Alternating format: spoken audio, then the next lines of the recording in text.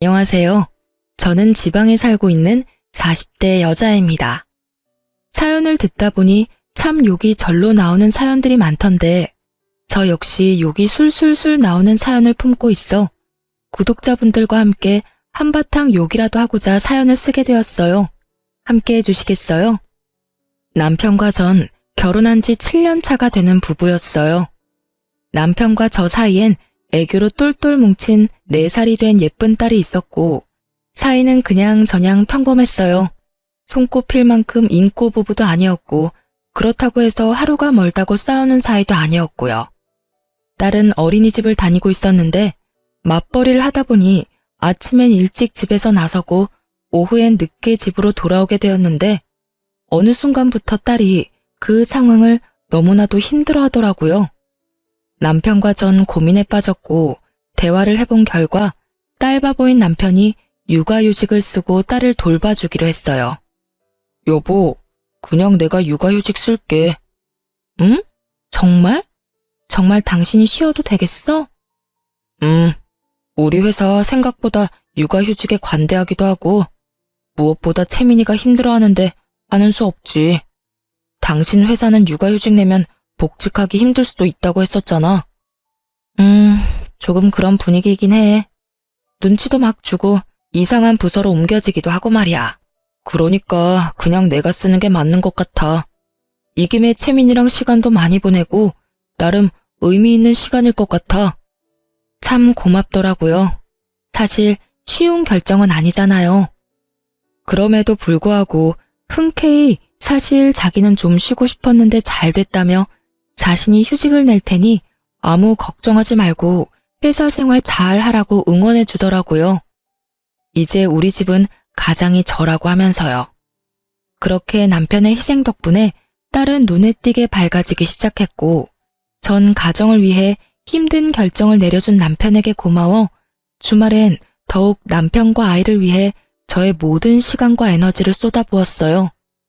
그렇게 참 든든하고도 고마운 남편이었는데 어느 순간부터 저의 고마웠던 마음이 무너져 내리기 시작했어요. 시작은 사소했습니다. 육아휴직 후 처음엔 청소부터 빨래, 설거지까지 싹 해놓던 남편은 어느 순간부터 아무것도 하지 않기 시작하더라고요. 그럴 수 있다고 생각하며 남편을 이해하려고 노력했지만 도저히 이해되지 않는 것이 있었어요. 그건 바로 자신이 먹은 밥그릇조차 씻어놓지 않고 방치해두는 것이었는데 그건 남편이 회사 생활을 할 때도 척척 알아서 다 하던 일이었던 터라 저로서는 더욱 이해가 되지 않더라고요. 남편이 휴직을 한다고 해서 딸이 어린이집을 나가지 않는 것도 아니고 다 해놓은 국에 반찬에 밥만 퍼서 먹고 그 그릇 정도야 씻을 시간이 충분할 텐데 그마저도 하지 않는 건 해도 너무한다는 생각이 들었어요. 하지만 가족을 위해 희생한 남편에게 이런 잔소리까지 하고 싶지 않았던 저는 그냥 제가 좀 더 움직이자는 생각을 하며 참고 또 참았어요. 그러던 어느 날 퇴근을 하고 집으로 갔더니 집이 엉망진창도 그런 엉망진창이 또 없더군요. 옷방엔 옷이란 옷은 다 꺼내져 뒤엉켜 있었고 거실엔 아침에 아이가 펼쳐놨던 장난감들이 그대로 있고 욕실 바닥엔 머리카락으로 무슨 짓을 한 것인지 남편의 머리카락이 엄청나게 떨어져 있더라고요. 거기서 끝이 아니었어요. 주방 싱크대엔 아침에 먹은 그릇들과 온갖 음식물들이 그대로 쏟아져 있었고 식탁 위엔 점심때 끓여 먹은 라면 냄비와 그릇, 김치통이 고스란히 올려져 있었어요. 폭격을 맞은 집안꼴에 저는 분노가 끓어오르고 있었고 남편과 딸은 집안 어디에도 없었어요. 전 남편에게 전화를 걸어보았지만 돌아오는 것은 안내 멘트 뿐이더군요. 받지 않는 전화를 수없이 걸어대는 것도 잠시 전 집을 정리하기 시작했고 끝나지 않을 것만 같던 집도 차츰차츰 정리가 되어갔어요. 정리를 끝낸 후 욕실 청소를 하는 김에 몸도 씻고선 나왔고 그 모든 걸 마쳤는데도 남편과 딸은 돌아오지 않더라고요. 전 다시 남편에게 전화를 걸었지만 여전히 남편은 전화를 받지 않았고 그쯤 되니 화보다는 걱정이 되기 시작했어요. 경찰에 신고라도 해야 하나? 밖에 나가서 찾아봐야 하나? 온갖 생각이 머릿속을 오가는 그 순간 남편과 딸이 들어서더라고요. 두 사람의 표정은 저와는 상반되게 밝았고 전 안도감과 함께 다시 화가 끓어오르기 시작했어요. 일단 전 눈에 잠이 가득한 딸을 씻기고 재우고 난 후 침대에 누운 남편에게 이야기를 좀 하자고 했어요. 여보, 자? 나랑 이야기 좀 해. 무슨 이야기? 아유, 나 피곤해. 내일 이야기해, 내일. 당신만 피곤해? 나도 피곤해.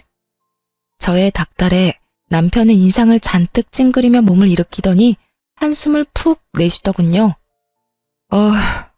무슨 이야기? 무슨 이야기? 몰라서 물어? 내가 얼마나 걱정한 줄 알아? 퇴근하고 집에 왔는데 당연히 있어야 하는 당신하고 채민이는 보이지도 않고 당신한테 전화하니 전화는 안 받고 오죽했으면 경찰에 신고까지 하려고 했다고. 사람을 이 정도로 걱정시켰으면 들어오자마자 피곤하다고 자는 게 아니라 적어도 오늘 이렇게까지 늦은 이유라도 설명해줘야 하는 거 아니야? 어린이집 데리러 갔더니 채민이가 공원에서 놀고 싶다고 해서 맞은편 공원에서 놀다 보니 이렇게 됐어. 밥도 안 먹고 이때까지 놀았다고? 공원에서? 밥은 먹였지. 신나게 놀다가 배고프다길래 근처 가게에서 대충 사 먹이고 집에 가자니까 싫다고 하잖아. 그래서 조금만 더 하다 보니까 어느새 밤이 됐더라고. 전화해주려고 했는데 배터리가 다 돼서 할 수가 없었어. 아니, 애가 아무리 더 놀고 싶다고 해도 잘 설명해서 데리고 들어왔어야지. 그게 쉬워? 울고불고 떼쓰는데? 할 말 더 있어? 더 있더라도 내일 해. 나 진짜 피곤해. 짜증 섞인 투로 답한 남편은 등을 돌려버리곤 코까지 골며 잠들어 버렸어요. 전 결국 집안이 엉망이었던 건 한마디도 따지지도 못한 채 입을 닫고 남편의 옆에 누웠고 왜인지 수상한 기분이 계속해서 들기 시작하더군요. 그 이후에도 남편은 가끔 딸과 함께 밖에서 늦은 시간까지 시간을 보내고 들어왔고 그때마다 집은 더 엉망인 건 물론이고 연락조차 되지 않았죠. 그런 남편의 행동이 몹시 수상했지만 혼자도 아니고 딸까지 데리고 나가서 이상한 짓을 할 리도 없다고 생각했죠. 혹시나 하는 마음에 딸에게 아빠와 놀다 오니 좋냐고 물어보았더니 엄청나게 좋다며 아빠가 이것저것 하며 놀아줬다고 자랑하는 걸 보니 딸과 함께 놀다 오는 것은 확실해 보였어요. 그래서 전 남편에게 딸과 노는 것도 좋고 늦는 것도 좋고 다 좋은데 다른 건 몰라도 이렇게 늦는 날엔 제가 걱정하지 않게 연락이라도 하라고 했고 남편은 귀찮아 죽겠다는 얼굴로 알겠다고 하더군요. 그날 이후 남편이 그따구로 구니 저 역시 남편에 대한 고마움은 사라지고 있었고 이상한 기류마저 풍기니 점점 예민해지더라고요. 그런 저의 예민함을 남편도 느꼈는지 어느 날부턴 다시 집을 치우고 저녁까지 해놓고 저를 기다리기 시작했어요. 말투도 전보다 더 다정하게 바뀌었고요. 여보 왔어? 샤워하고 밥 먹을 거지. 얼른 씻고 와서 밥 먹어. 내가 다 차려놨어. 어? 웬일이래? 밥상까지 다 차려놓고. 웬일은 무슨. 이제 내가 살림 잘 살아줄 테니까 당신은 집안일 신경 끄고 바깥일이나 잘해. 어쩐지 수상한데? 뭐, 돈 필요해? 돈은 무슨. 나도 돈 있어요. 이상한 소리 하지 말고 얼른 씻고 오기나 해. 나도 배고파.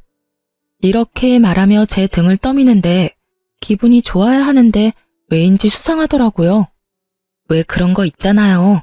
좋은 일 있는 사람이 묘하게 들떠서 과한 친절을 베푸는 딱 그런 사람 같더라고요. 전 남편의 행동이 더욱 의심스럽게 느껴졌고 그렇게 남편을 주시하고 있는데 아이의 어린이집 체육대회 날이 다가왔어요. 남편과 전 체육대회에 참가하게 되었고 그날 전 남편이 왜 그렇게 수상했는지 비로소 알게 되었습니다. 딸아이의 담임 선생님은 상냥하고 선한 인상의 처녀 선생님이었는데 남편과 주고받는 인사에서 과한 친근함이 느껴졌어요. 어머, 채민이 아버님 오셨어요? 오늘 멋지게 하고 오셨네요. 에이, 멋있어봤자 아저씨인데요, 뭘. 그런 말씀하시는 선생님이야말로 오늘 예쁘신데요? 운동복도 잘 어울리시네요. 그래요? 감사합니다, 아버님. 그저 선생님과 학부모의 대화라기엔 친밀감이 너무 높아 보여 기분이 이상했지만 그저 등원뿐 아니라 하원까지 도맡아 해주는 아빠가 드문 경우이니 더욱 신경을 써주는가 보다 하고 생각하려고 했죠. 그 생각이 얼마나 어리석은 생각인지 깨닫는 데까진 오래 걸리진 않았죠. 전 신경 쓰이는 마음을 누른 채 최대한 행사에 집중하려고 했고 체육대회는 끝을 향해 가고 있었어요.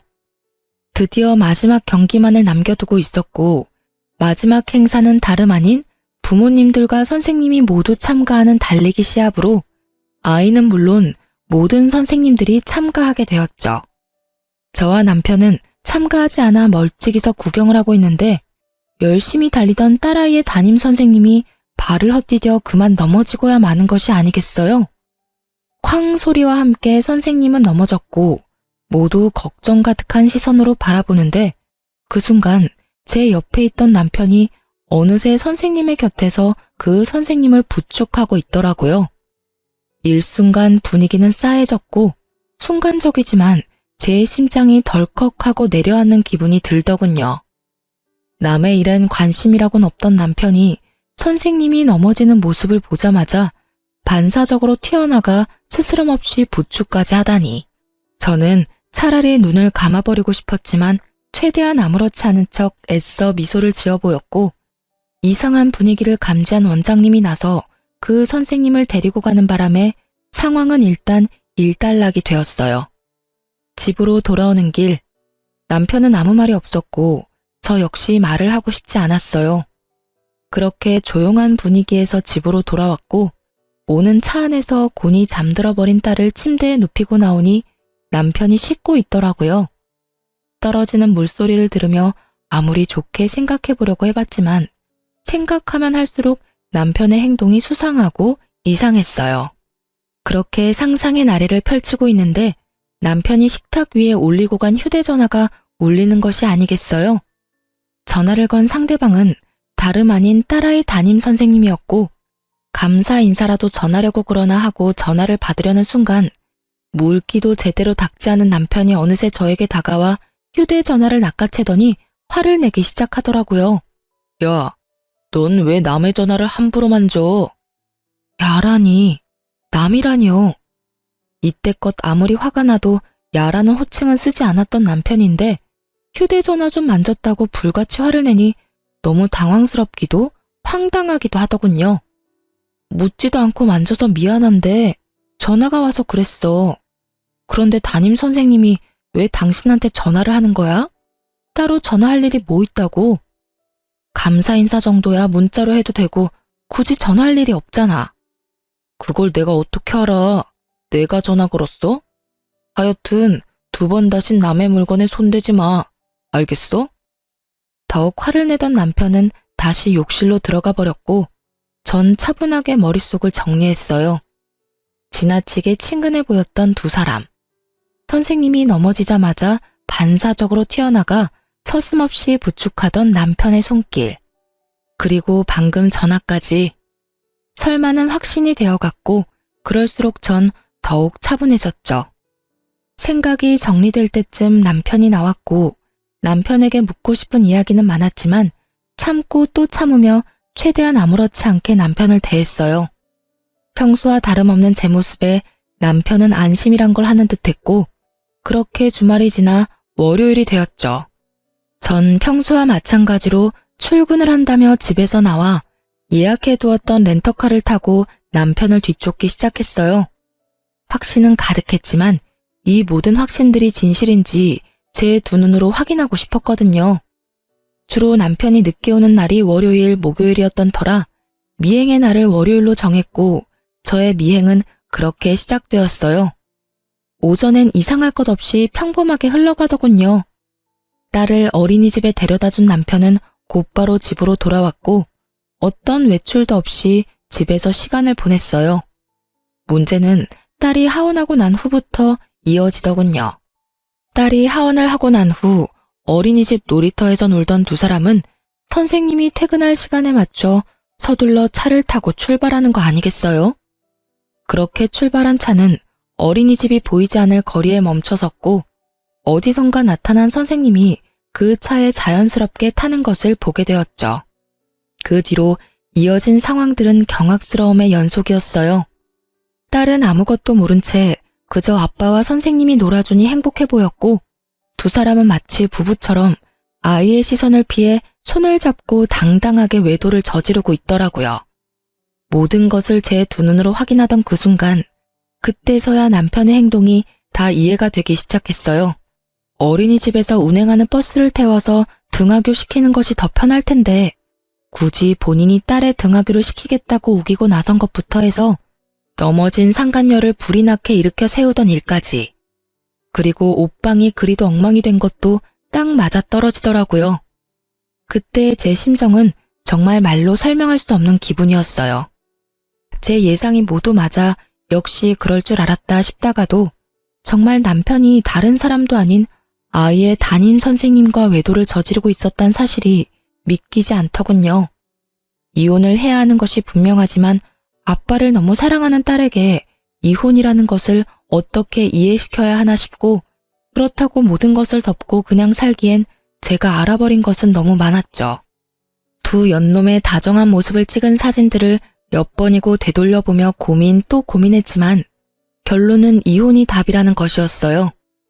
결론이 나자 머리가 맑아졌고 전 증거 수집에 박차를 가했어요. 남편의 블랙박스가 정말 대박 중에 대박이더군요. 그곳엔 두 사람의 계획뿐 아니라 상간녀의 계획도 녹음되어 있었어요. 남편과 상간녀는 그 와중에 아이가 신경이 쓰이긴 했는지 호칭은 아버님, 선생님으로 하고 존댓말도 꼬박꼬박 하고 있더라고요. 아버님, 그래서 이혼은 하시는 거죠? 그럼요, 선생님. 곧 이야기 꺼내려고 하고 있어요. 우리 채민이만 아니면 당장 이혼하면 되는데 채민이를 데리고 와야 하니까 시간이 좀 걸리네요.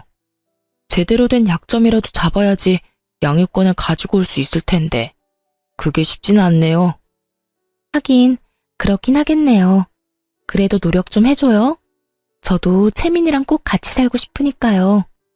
그렇게 말해줘서 고마워요, 선생님. 한번 갔다 온 것도 미안한데 채민이까지 받아주고. 내가 이혼만 하고 나면 정말 잘해줄게요. 선생님이 후회하지 않도록 정말 잘할 거예요. 그러니까 조금만 더 기다려줘요. 거북하기 짝이 없는 대화가 오가고 이내 남편은 화장실을 간다며 차에서 내리고 상간녀가 자신의 엄마와 통화를 하기 시작했어요. 엄마. 괜찮아. 잠시 화장실 갔어. 채민이? 채민이도 같이 있지. 피곤했는지 아까부터 자. 결혼? 일단 좀 기다려봐. 이혼을 해야 결혼을 하든 말든 하지. 채민이 정말 키울 거냐고? 내가 미쳤어? 내가 애를 왜 키워? 그것도 남의 새끼를. 그 사람이 워낙 딸을 예뻐하니까 일단 키운다고 말만 하는 거지. 그래야 이혼을 할 거 아니야. 일단 이혼시키고 결혼하고 나면 임신부터 서둘러서 하고 뱃속에 애 핑계 대면서 채민이 시댁에 보내버릴 거야. 들킬 일 없다니까. 그 여자 눈치라고는 없어서 체육대회 때 그런 일까지 있었는데도 아무것도 모르고 있다고 하더라니까. 심지어 내가 그이한테 전화한 것도 다 봤는데도 여전히 모른다고 하던데? 그러니까 그런 걱정은 하지도 마. 엄마 어린이집엔 피해 안 가도록 우리가 알아서 할 테니까. 엄마는 그저 어린이집 어떻게 확장할지 그 계획이나 잘 세우세요. 알고 보니까 그의 능력만 좋은 게 아니라 집도 잘 살더라니까. 내가 시집가서 아들 하나만 딱 낳아주면 게임 끝이라니까. 그래. 그러니까 엄마는 아무 걱정하지 말고 어린이집 계획이나 잘 세우세요. 나한테 물려줄 어린이집 잘 키워달라고요. 그이 온다. 이만 끊어? 참 대단한 여자더라고요. 유부남 꼬셔서 이혼시키는 것도 뻔뻔하다 싶은데 애까지 뺏어가다뇨. 심지어 그 애는 바로 시댁에 버릴 계획까지 세우고 있다니. 거기다 명색에 어린이집 원장이라는 여자는 자기 딸을 말리기는커녕 이 미친 계획을 돕고 있었다니 정말이지 제대로 난년이긴 하더라고요. 그 뒤로는 굳이 들어보지 않아도 뻔했기에 더는 듣지 않았어요. 이미 다스릴 수 없을 만큼 화가 나 치가 떨려왔고 남편도 남편이었지만 상간녀만큼은 절대로 용서할 수 없는 지경이었어요. 전 확실하게 하기 위해 며칠에 걸쳐 증거들을 더 모았고 변호사를 만나 상담까지 마쳤어요. 모든 준비가 끝난 후 전 딸과 함께 친정으로 가기로 했죠. 여보, 그동안 고생 많이 했어. 애 보느라 살림 사느라 힘들었지? 내가 채민이 데리고 친정에 가서 며칠 지내다 올 테니까 자유 남편 좀 해. 오랜만에 친구도 좀 만나고 술도 마시고 간만에 자유를 좀 누려. 진짜? 며칠이나 있다가 올 건데? 나 정말 쉬어도 돼? 그럼 정확히 날짜는 모르겠는데 이틀은 일단 있지 않을까? 아무튼 푹 쉬어. 당신이 생각하는 것보단 오래 있다가 올 거야. 제 말에 남편의 얼굴엔 웃음꽃이 피었고 전 입이 귀에 걸린 남편을 뒤로 한 채 친정으로 와버렸어요. 친정에는 진작 상황을 설명했던 터라 저와 딸을 반겨주셨고 부모님들 덕분에 전 이혼에만 집중할 수 있었어요. 남편은 저의 예상대로 상간녀를 집에 불러들였고 모든 장면을 홈 CCTV를 통해 지켜보고 있었습니다. 자기야, 나왔어. 여기가 자기 집이야? 그럼 내 집이지. 와, 진짜 좋은데? 우리도 결혼하면 이렇게 좋은 집에서 사는 거야? 이거보다 더 좋은 집에서 살아야지. 그 여자 맨몸으로 내쫓고 여기보다 더 좋은 집에서 자기랑 나랑 채민이랑 행복하게 살자. 그래, 우린 정말 행복하게 살 수 있을 거야. 내가 그렇게 만들어줄 거거든. 그나저나 그 여자는 웬일로 채민이까지 데리고 친정에 갔대? 나도 몰라. 나보고 그동안 수고했다면서 좀 쉬라고 그러던데. 하긴 우리 자기 수고하긴 했지. 나랑 바람 피우느라. 그동안 고생했는데 내가 피로 쫙 풀리게 안마라도 해줄까? 진짜? 좋지. 더는 구역질이나 볼 수가 없더라고요. 모든 상황은 녹화가 되고 있었고 전 휴대전화도 끄고 눈도 그냥 감아버렸어요. 눈을 감으니 그간 남편과의 추억들이 차례대로 스쳐가더군요.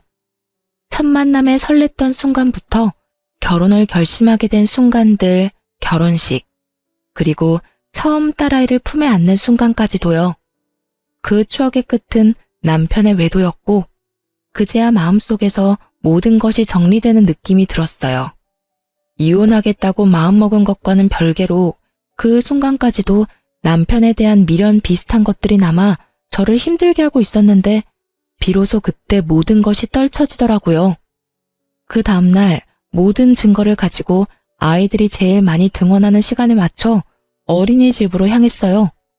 어린이집에 도착하니 저의 계획대로 아이들을 등원시키고 모여 이야기하는 학부모들이 꽤 있더라고요. 심각한 표정의 제가 어린이집에 들어서자 모든 시선이 저에게 향했고 전 그대로 어린이집 현관 입구로 향했어요. 입구엔 보조 선생님이 계셨는데 심각한 표정의 저를 발견하곤 부탁하지도 않았는데 상간녀를 불러주더라고요. 누구보다 밝게 가식적인 표정으로 나오던 상간녀는 저를 발견하곤 표정이 굳어버렸고 타이밍 딱 맞춰 남편 놈도 불이 나게 뛰어와 제 옆에 서더군요. 사실 제가 출발하기 전 좋은 구경시켜줄 테니 어린이집으로 오라고 문자를 보냈었거든요. 사건의 주인공들이 다 한자리에 모였고 대화를 시작하기 전 남편의 자리를 다시 정해주었어요. 제 옆이 아닌 상간녀의 옆으로 말이죠. 여기 말고 네가 사랑하는 여자 옆에 가서 서. 제 말에 적잖게 당황한 남편놈은 반사적으로 부인을 하고 나서더군요. 그게 무슨 말이야. 사랑하는 여자라니. 채민이 엄마, 이분 채민이 담임 선생님이잖아. 남편은 부인하기 바빴고 상간녀는 붉어진 얼굴을 진정시키기 위해 손 부채질을 열심히 하고 있더라고요. 그 와중에도 저와 상간녀의 눈치를 살피는 남편놈의 행동은 제 화를 더 돋우는데 부족함이 없었죠. 전 그 자리에서 준비했던 증거를 두 사람에게 던져주었어요. 몇 장의 사진은 두 사람의 얼굴로, 몇 장의 사진은 바람에 날려 어린이집 정원에 떨어졌죠. 모여있던 학부모들은 앞다투어 사진을 줍기 바빴고 두 사람은 차마 사진을 줍지도 못하고 곁눈질로 사진을 보기 바쁘더군요. 무슨 말인지 정말 몰라서 그딴 말을 짓거리는 거야? 너 육아휴직 내고 애를 보는 게 아니라 여자를 보고 살았더라? 좋았니? 행복했어? 왜? 젊은 여자랑 같이 살 생각하니까 절로 웃음꽃이 폈어? 저는 언성을 높이며 소리를 질러버렸고 남편과 상간녀의 얼굴은 빠른 속도로 새파랗게 질려가기 시작했어요. 큰 소리까지 치며 난동 아닌 난동을 부리는 저로 인해 무슨 일인가 싶었던 다른 선생님들이 밖으로 나오고 많이 흥분한 듯한 저를 말리는가 싶더니 떨어진 사진들을 발견했는지 저마다 입을 가리며 경악을 금치 못하더라고요. 어머, 이게 다 뭐래요? 이거 채민이 아버님이랑 정 선생님 아니에요?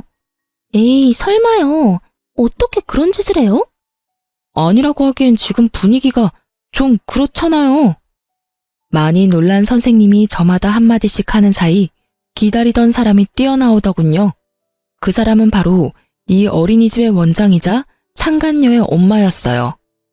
이게 다, 채민이 어머님, 정말 죄송합니다. 이런 일이 일어나고 있는지 정말 꿈에도 몰랐어요.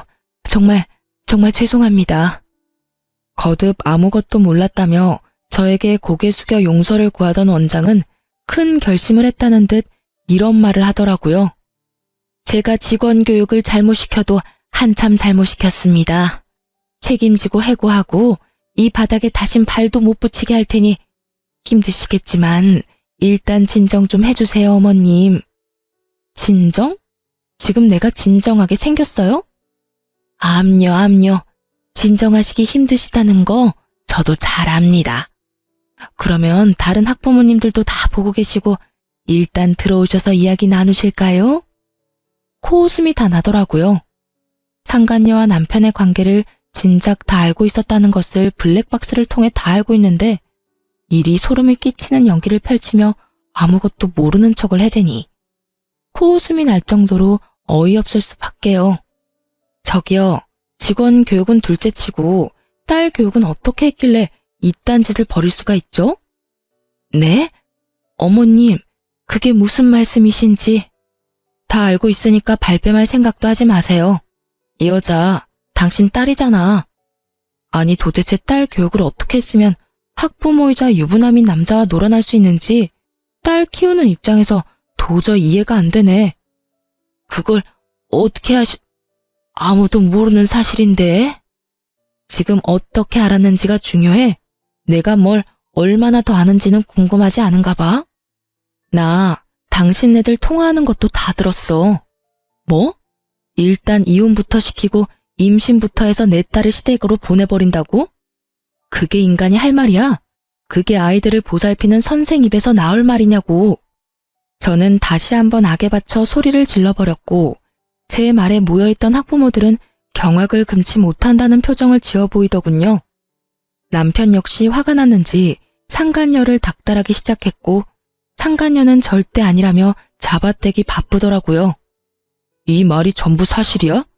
우리 채민이 버릴 생각이었어? 아니야, 자기야. 상간녀의 입에서 나온 자기라는 단어는 다시 한번 구경하고 있던 학부모들의 탄성을 자아냈고 상간녀는 그 모든 것이 상관없다는 듯 말을 이어나가기 시작했어요. 내가 채민이 정말 많이 사랑하고 아끼는 거 누구보다 자기가 더 잘 알잖아. 자기 생각 안 나? 내가 어떨 땐 채민이 엄마보다 더 채민이를 사랑하는 것 같다며. 그런 내가 채민이를 버리다니 다 거짓말이야. 나 믿지? 날 믿어야 해. 상간녀의 혼신의 힘을 다한 연기에 남편은 의심 가득한 눈초리로 저를 봤고 이런 상황을 예상했던 전 휴대전화를 꺼내 옮겨놓았던 파일을 틀어주었죠. 상간녀가 통화하는 목소리가 울려 퍼지고 상간녀의 민낯을 알아버린 남편은 충격에 빠진 듯 그대로 주저앉아 버리더군요. 그런 남편에게 전 한마디 던져주고 충격의 도가니가 된 어린이집을 빠져나왔습니다. 그래도 얼마나 다행이니? 채민이에 대한 마음은 거짓이었어도 널 사랑하는 마음만큼은 진심이라고 하니. 그러니까 채민이는 포기하고 젊고 예쁜 여자랑 잘 먹고 잘 살아봐 어디. 얼마나 잘 살지는 잘 모르겠지만 말이야.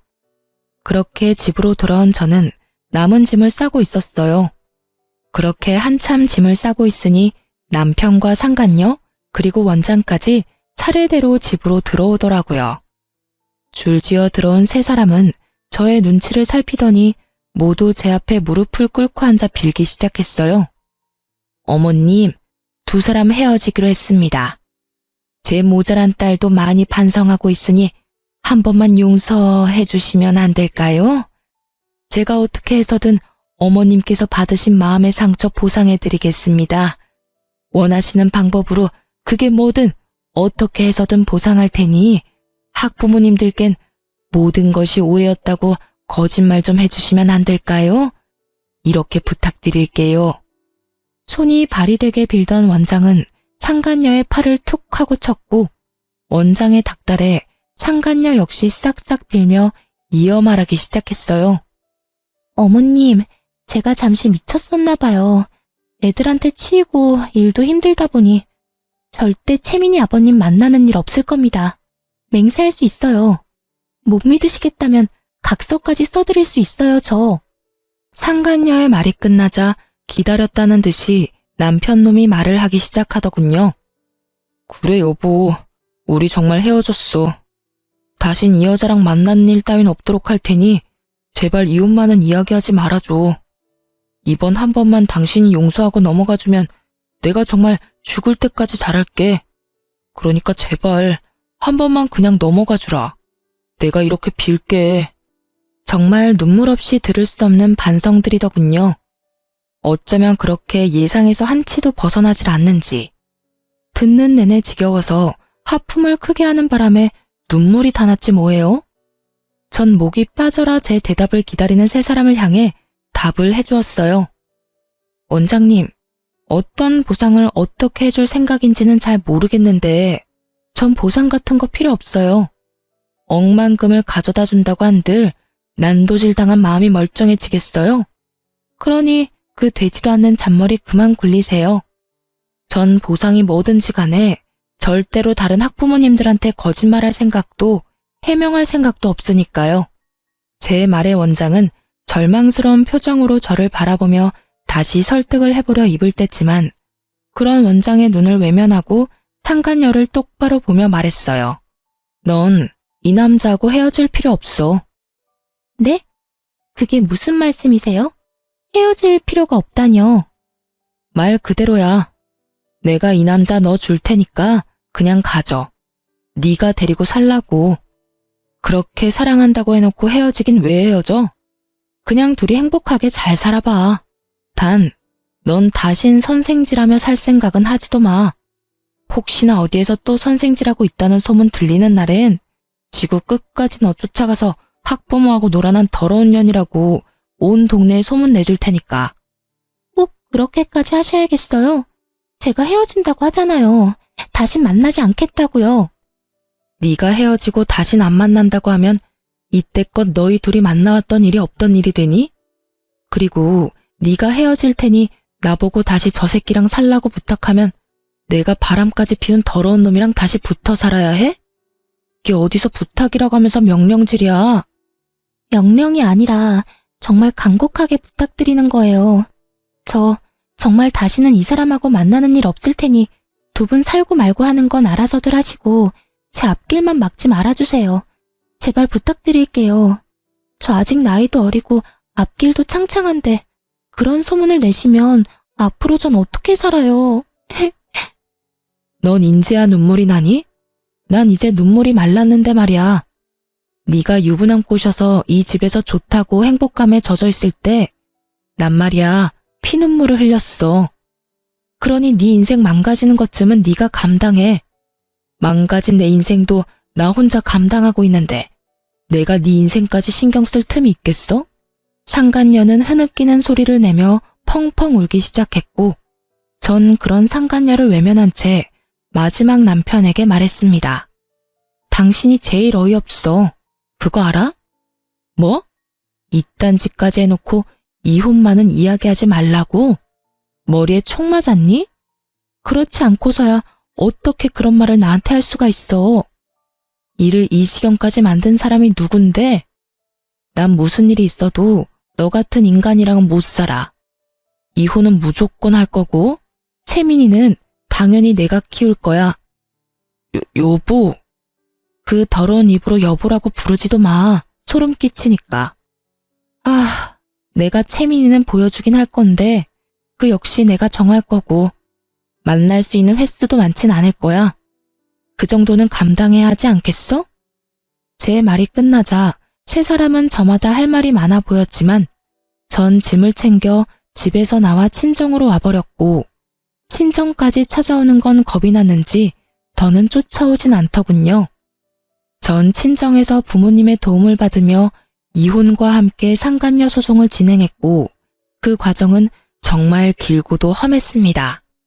하지만 과정이 힘들었던 만큼 제가 원하는 결과를 얻게 되었고 무엇보다 양육권을 지킬 수 있게 되어 참 다행이었어요. 이혼을 하고 난 후 해당 어린이집은 원장 딸이 학부모와 놀아났다는 소문이 빠르게 퍼져 1년도 안 되어 문을 닫게 되었고 더러운 소문에 휩싸였던 어린이집이라 선뜻 맡겠다는 사람이 나타나지 않는다고 하더군요. 그 덕에 원장은 그 비싼 월세를 울며 겨자 먹기로 내야만 했고 어린이집을 연 지 1년도 채 되지 않았던 터라 투자금도 회수하지 못한 채 문을 닫게 된 원장은 거의 알거지 신세가 되었다는 소식을 들을 수 있었어요. 상간녀 역시 업계에 소문이 다 퍼져 취업이 어려울 것이라고 하고요. 이러나 저러나 저에겐 참 통쾌한 소식이더군요. 그렇게 저의 채증을 시원하게 날려주는 소식들이 전해지는 동안 시댁에서도 모든 사실을 알았는지 전화가 왔더라고요. 모든 상황을 이제서야 아셨다며 저를 대신해 전 남편 욕을 해주시더군요. 채민어미야, 이야기 다 들었다. 어떻게 이런 일이 있을 수가 있는지 마음고생 많이 했지? 아, 처음 알았을 땐 많이 힘들었는데 이혼하면서 마음 정리를 해서 그런지 이제 많이 괜찮아졌어요. 매번 괜찮다고만 하니 정말 괜찮은 건지 아니면 그냥 괜찮다고 하는 건지. 며칠 전에 그 녀석이 집으로 찾아왔더구나. 젊은 여자 손을 잡고 왔길래 무슨 일인가 싶었는데 그때 모든 사실을 다 털어놔서 우리도 알게 됐어. 낯짝도 두껍지. 아무리 부모 앞이라도 부끄러운 것도 모르고 잘도 그 여자를 데리고 와선 말도 안 되는 소리를 늘어놓는데 정말 마음 같아선 뱃속에 다시 넣어버리고 싶었어. 어머님, 아버님 많이 놀라셨겠어요. 놀라기만 했겠어? 나도 나지만 영감이 화가 많이 나서 난리가 났었지. 그 사달을 냈으면 둘이 쥐 죽은 듯이 숨어 살 생각은 못할 망정 둘이 손까지 잡고 나타나서 뭐라고 하는 줄 아니?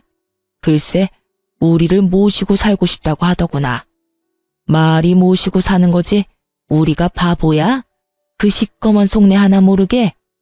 모시고 살면서 제 아비 재산이나 야금야금 축낼 생각이 훤히 보이는데 내가 정말 기가 다 막혔단다. 그래서 난 물 한 바가지를 퍼다 부어줬고 영감은 연을 끈차고 으름장을 놔버렸어. 아휴, 우리도 이렇게 속이 문드러지는데 네 속은 어땠겠어? 전 이제 정말 괜찮아요. 어머님, 아버님이 더 속상하셨겠어요. 자식이라곤 그 사람 한 명인데 그리 영까지 끊어버리시고요. 우린 속이 다 시원하다고 했다. 그깟 자식 없는 걸로 치고 사는 게 차라리 나아. 그딴 놈 끼고 살아봤자 노후에 대접이나 해주겠어? 짐짝 취급이나 하겠지. 그러니 우리 걱정은 말고 너나 잘 살아.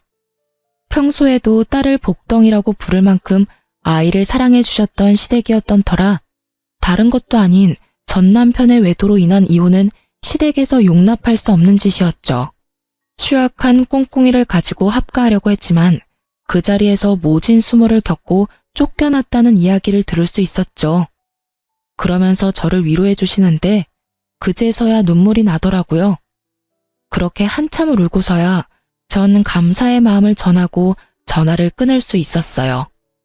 합가의 꿈마저 허공에 날려버린 전 남편은 저희가 살던 집을 처분해 저에게 위자료를 주고 남은 돈으로 작은 집을 얻어 상간녀와 함께 살고 있다고 하더군요. 하지만 그조차도 전 남편이 바라던 삶의 모습은 아닌 듯 했어요. 한 번은 딸 때문에 어쩔 수 없이 전 남편과 함께 밥을 먹어야 하는 날이 있었는데 저의 손을 잡더니 이런 말을 다 하더라고요. 나 그 여자랑 도저히 못 살겠어. 그래서 하는 말인데 당신이 나 좀 다시 받아주면 안 될까? 나 말고 채민이 봐서라도 마음 한 번만 돌려주라. 응? 이 무슨 어이없는 말인지 모르겠더라고요. 아이를 생각한다는 인간이 아이의 선생과 바람이나 가정을 산산조각은 내놓고 이제 와서 아이를 들먹이며 재결합을 하자니요. 거기에다 이혼 후 반성하며 혼자 사는 것도 아닌 버젓이 다른 여자와 살림을 차려놓고선 이제와 받아달라고 애원하는 꼴이라니. 정말 기가 막히더군요.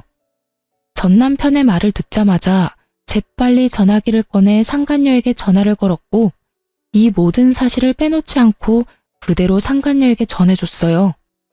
여보세요? 지금 당신과 함께 사는 남자랑 만나서 밥을 먹고 있는데 이 인간이 글쎄 당신 같은 여자랑 도저히 못 살겠다고 다시 받아달라고 애원하네요?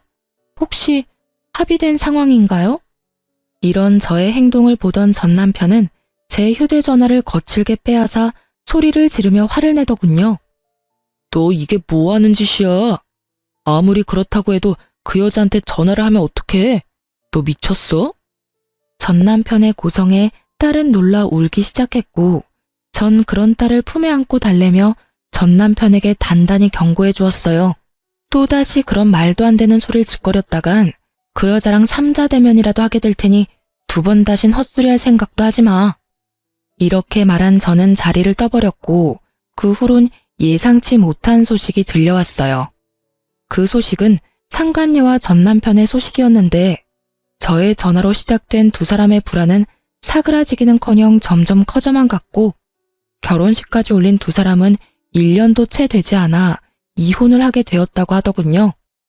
이혼을 하며 상간녀에게마저 위자료를 뜯긴 전 남편은 더욱 작은 집으로 옮겨갔고 상황이 어려워지자 그렇게 사랑한다던 딸의 양육비마저 들어오지 않기 시작했어요. 때마침 딸은 전 남편이 소리를 지르며 악을 쓰던 모습이 뇌리에 박혀버렸는지 전 남편과 만나는 것을 힘들어하기 시작했죠. 이혼을 할 당시 양육비를 주지 않으면 딸과 만나지 못할 거라는 각서를 썼던 터라 잡음없이 전 남편에게 보여주지 않게 되었고 전 남편 역시 찾아오는 일은 없었어요. 그렇게 사랑한다고 하루라도 못 보면 죽을 것처럼 굴더니 힘들어지니 바로 딸부터 버리는 꼴이. 한심하면서도 참 그 인간 말종에게 잘 어울리는 짓거리라고 생각했네요. 그렇게 완전히 전 남편과의 연을 끊어버린 전 딸과 함께 아주 잘 지내고 있습니다. 이혼 직후 친정에서 지내던 저희 모녀는 얼마 전 친정에서 가까운 곳으로 집을 얻어 딸과 함께 살아가고 있어요. 혼자 아이를 키운다는 것이 생각보다 더 힘든 일이지만 딸의 밝은 미소를 보면 그 어떤 어려운 일이라도 충분히 해낼 수 있을 것만 같아요. 얼마 전엔 전 남편이 양육비를 주지 않고 있다는 소식을 들으셨는지 전 시어머니에게서 연락이 와 만나게 되었어요. 어머님이 저희 딸을 꼭 안아주시며 손녀와 한참을 이야기 나누시더니 저에게 통장을 하나 내미시더라고요. 재미너미야, 이거 바꿔라. 이게 뭐예요, 어머님? 이거 채민이 통장인데 언제부터 만들어 놓고선 이제서야 주는구나. 채민이 통장이요? 그래, 우리가 채민이한테 미리 주는 유산이야. 너한테 주는 거 아니고 채민이한테 주는 것이니 행여나 돌려줄 생각은 하지 말고 그냥 받아두거라. 전 주신 통장을 열어보았고 그 안엔 생각보다 꽤 큰 금액이 들어있더라고요. 채민이 아빠가 양육비도 못 주고 있다는 이야기를 이제서야 알게 되었단다. 혼자 감당하는 게 쉬운 일이 아니었을 텐데. 넌 그런 일이 있었으면 진작 연락을 했어야지. 하긴 네가 그런 일로 연락할 사람 같았으면 이혼할 때 진작 우리한테 연락해서 한몫 크게 받아갔겠지. 어찌 그리 욕심이 없어? 네가 힘들다고 했으면 우리가 진작 나서서 도왔을 텐데. 생각하시는 것처럼 힘들지 않았어요. 위자료 받은 것도 있고요. 위자료 해봤자 얼마나 한다고.